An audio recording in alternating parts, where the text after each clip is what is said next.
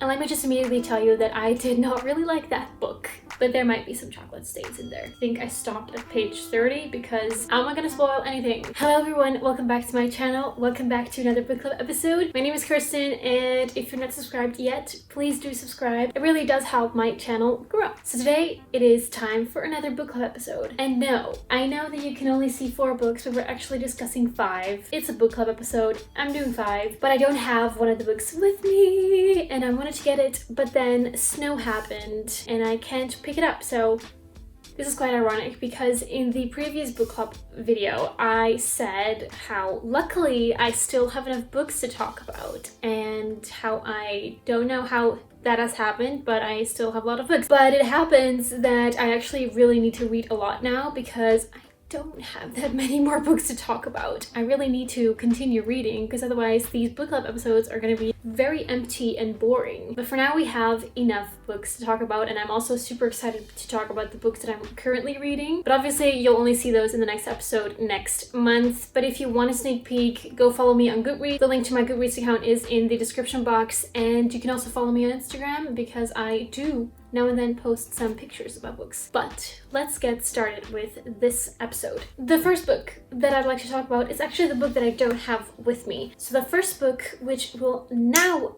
pop up in the screen somewhere, is Normal People by Sally Rooney. Everyone knows the book, and let me just immediately tell you that I did not really like that book. It wasn't horrible, but it was so awkward to read the entire time. You want them to be together and for them to tell what they're thinking to each other, but it doesn't happen, and honestly, I don't have the patience for that. Like, I disliked the book.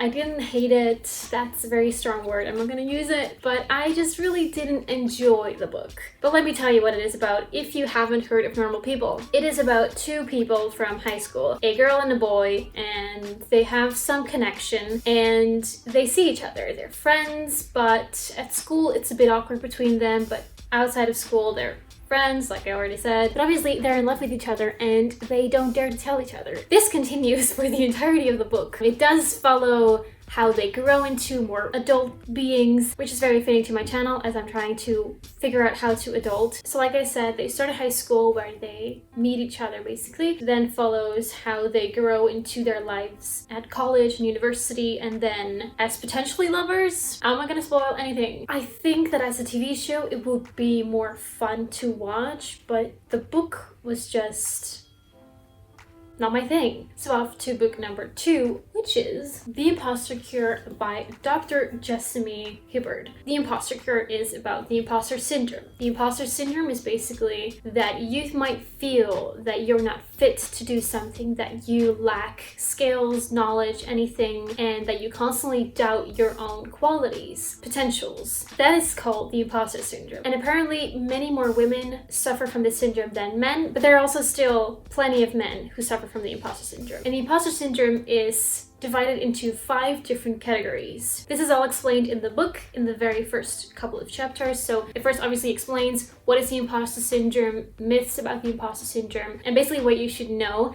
And then it dives into the 5 different types of imposter you could be, which is the perfectionist, secondly the natural genius, then the soloist, the expert, and the superwoman/man. These 5 types are described in quite a lot of detail so you can see what kind of type fits you most. From that chapter onwards, it goes into how Dr. Jessamy Hibberd helps her clients, because she actually helps people with this in real life. So all the steps that she takes, how to change your mindset, what it could potentially be, is it perhaps childhood trauma, etc, etc, etc. She offers you coping mechanisms and also tells you that you're actually worth it. And for example, you're really worth that promotion. Even though that this is quite a scientific book, I loved it. The way that she has written the book is not boring or dry at all. I have really learned a lot about the imposter syndrome. I had already listened to a couple of podcasts on it, and perhaps you've already thought by yourself while watching this video, that maybe you suffer from the imposter syndrome. Then I can highly recommend reading this book because she does offer you some great tips on how to live with the syndrome and also make it less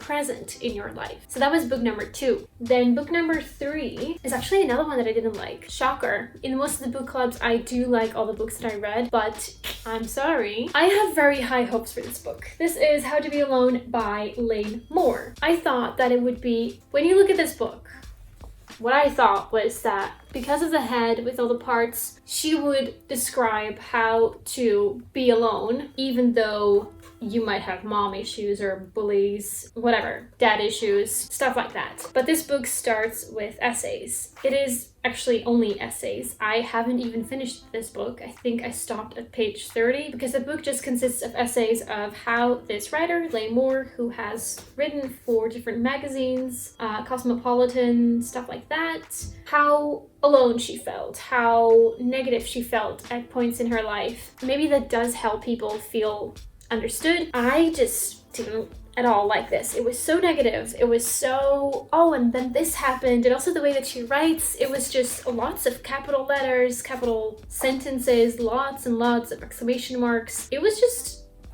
not for me. When I decided that I didn't want to continue reading this book and I didn't like it, I looked up the author and saw that she was a writer for Cosmopolitan, or has been a writer for Cosmopolitan, and I kind of explained, like, that is the way that this is written. And if you like that, then go for it. I mean, apparently it's not a bad book. I had just expected more scientific stuff. I regret purchasing this. As I said, you might totally enjoy this book, but it is not scientific. So, just a disclaimer.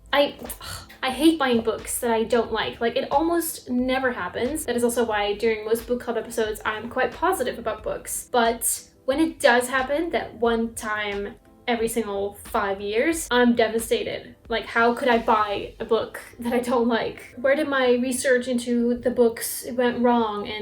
But anyways, it has happened and it does look nice. Point for the artwork. That was book number 3. Now let's go to book number 4, which is completely different and actually nice. So this is the Cool Trimup by Erin Meyer. You might know that I have studied international business and languages, and for that study program, I have had 2 or 1 year of cross-cultural management, in which we learned a lot about different cultures, how to approach someone, how to take someone's card and really look at it in specific cultures, then put it not in your back pocket, but on the table as a sign of respect. I find that fascinating. I loved it. And therefore I was very curious as what this book might teach me besides that class. And it didn't teach me that many more things. For example, it mentions the Hofstadter's dimension, which I can dream of. But if you're new to this cross-cultural management kind of side, then I can highly recommend this book. Erin Meyer, the author, is actually someone who has a lot of experience in this work field. She is a professor at INSEAD, one of the world's leading international business schools, and she has helped a lot of people on how to behave in new cultures, what potentially is going wrong. And so this book contains a lot of examples, which makes it much more fun to read, much more accessible. And so besides these experiences, it does also go into a bit more scientific stuff.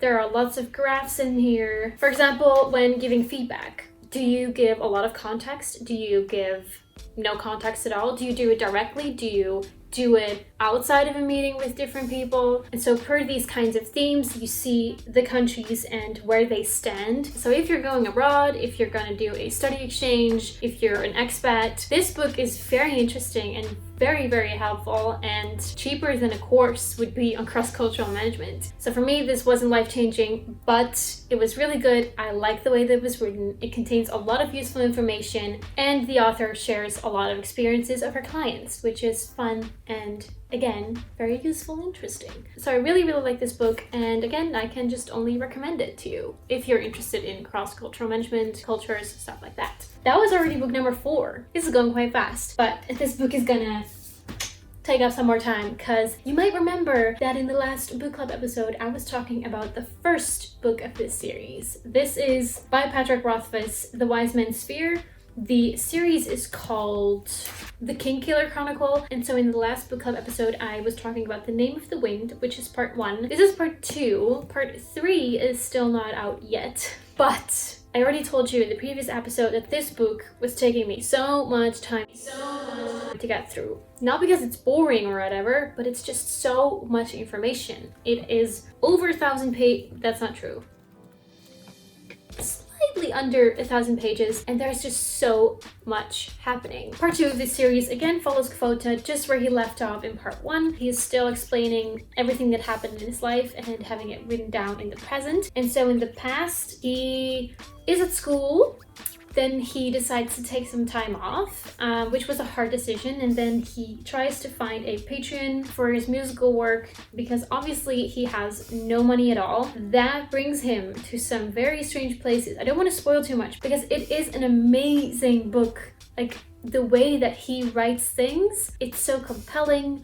How does he make up this entire fantasy world with so many details? There are crazy names, so many different types of money. Like, how do you make up all that stuff? I find it very fascinating. So if you were not convinced of reading this series yet in the last episode, this is your cue. You have to read it. I spent 6 months reading it. Take your time, take a year for each book, I don't care. But this needs to be read. It is so, so good. My copy looks disgusting by now after 6 months. Actually not that bad yet, but there might be some chocolate stains in there. Like, I can't tell you that much more because I really don't want to spoil anything. There's so much happening, but please read it. Again, thank you Mos for giving me the first book. I can't wait for part 3, which was supposed to come out a couple of years ago, but with so many details, you have to make up so many more things. Like, take your time, Patrick Rothfuss, take your time. And so this is the last book of this book club episode. We have a fantasy book,